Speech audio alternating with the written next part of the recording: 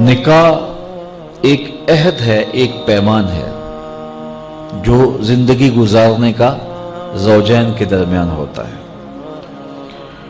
और इस निकाह में महर मुकर्रर किया जाए और वो महर मर्द की हैसियत के मुताबिक हो।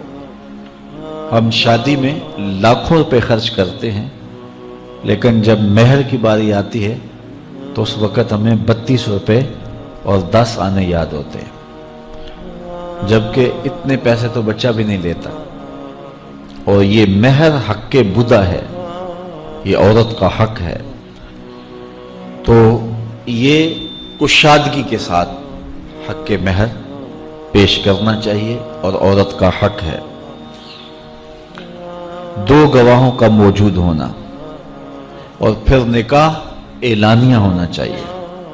हुजूर ने इरशाद फरमाया, आलिनु हाज़न निकाह वजअलूहु फिल मसाजिद, कि निकाह का ऐलान करो और इसे मस्जिदों में मुनअक़िद करो।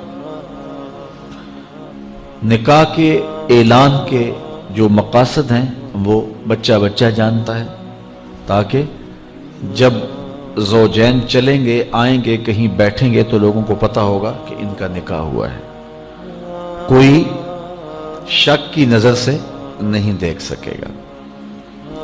और दूसरा इरशाद फरमाया, इसको मस्जिदों के अंदर मुनअक़िद करो। और पहले निकाह मसाजिद में ही हुआ करते थे, लेकिन फिर जूं जूं मरूर ज़माना के साथ तब्दीलियाँ आई तो एक तब्दीली ये भी आई कि निकाह मस्जिदों में ना होने लगे। ईसाइयों में आज भी जोड़ा गिरजाघर में जाता है और पादरी को उनके पास नहीं आना पड़ता, बल्कि वो वहाँ जा कर के इबादत खाने के अंदर अपने गिरजाघर के अंदर जाके निकाह करवाते हैं। तो आज भी निकाह की बरकतें हासिल करने के लिए हम इसको मसाजिद के अंदर मुनअक़िद करने का जो शरई हुक्म है उसकी पाबंदी करें तो निकाह के अंदर बहुत सारी खैर और बरकत पैदा होगी। आसान निकाह फरमाया गया है वो है जिसके अंदर अखराजात बहुत कम आए।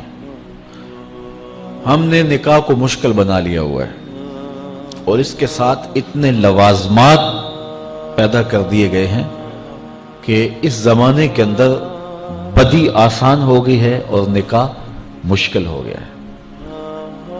हुजूर अलैहिस्सलाम के ज़माने में ऐसा नहीं होता था। सैयदा तय्यबा ताहिरा सैयदा फातिमा तो ज़हरा रदी अल्लाह ताला अन्हा का निकाह देखिए और उनको जो जहेज हुजूर ने दिया है उसको देखिए और ज़िंदगी को सहल बनाने की कोशिश कीजिए। आज जिसके यहाँ 4 बेटियां पैदा हो जाती हैं उसकी नींद उड़ जाती है। एक तो ये कि अच्छे रिश्ते मुयस्सर आना मुश्किल, दूसरा मरहला बेटों की तरफ से, बेटे वालों की तरफ से एक लंबी फहरिस्त होती है कि हमें ये दिया जाए। बाज लोग बोलते नहीं लेकिन वो किनाए में, इशारे में बता देते हैं। और अगर उनकी डिमांड पूरी ना की जाए या उनकी जो तवक्कुआत हैं उनको ना समझा जाए तो बेटी ससुराल में जाके सुख की जिंदगी नहीं गुजार सकती। और मुआशरे का कितना कमीना शख्स है वो जो किसी की बेटी को इसलिए तंग करता है कि वो जहेज नहीं लेके आई या वो उसकी ख्वाहिश के मुताबिक, उसकी तवक्को के मुताबिक जहेज नहीं लाई। शरीयत इस्लामिया ने तो निकाह को आसान करार दिया और ये जो हम इतनी लंबी चौड़ी बारातें लेकर के चले जाते हैं बेटी वालों के घर में, तो इस्लाम में तो इसका ऐसा कोई तसव्वुर नहीं है। 5-5, 600 लोग बेटी वालों के यहाँ चले जाते हैं और जिस तरह किसी महाज पे जा रहे हैं। निकाह फिल मसाजिद का रवाज अगर डाला जाए तो तो हमारी जिंदगियां सौखी हो जाती। ये जो मुरव्वज सिलसिला है, इससे गरीब लोग तो परेशान हैं ही, अमीर लोग भी सुख में नहीं हैं। आज 1-1 करोड़ रुपया शादी पे खर्च आ रहा है, और जिसकी 4 बेटियां हैं वो सारी जिंदगी इसी काम में ही लगा रहता है।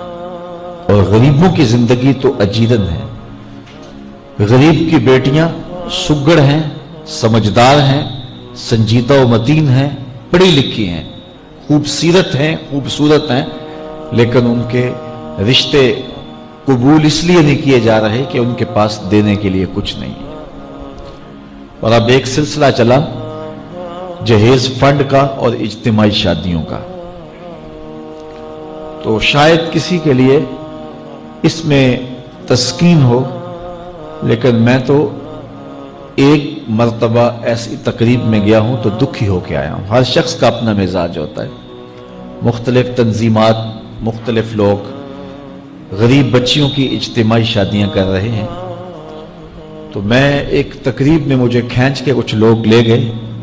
मैंने कहा मुझे तजुर्बा तो नहीं है, लेकिन मुझे लगता है कि मेरे लिए तकलीफ का सामान होगा, और दोस्त जिस मकसद के लिए मुझे लेके जा रहे हैं तो उनका मकसद भी पूरा नहीं होगा।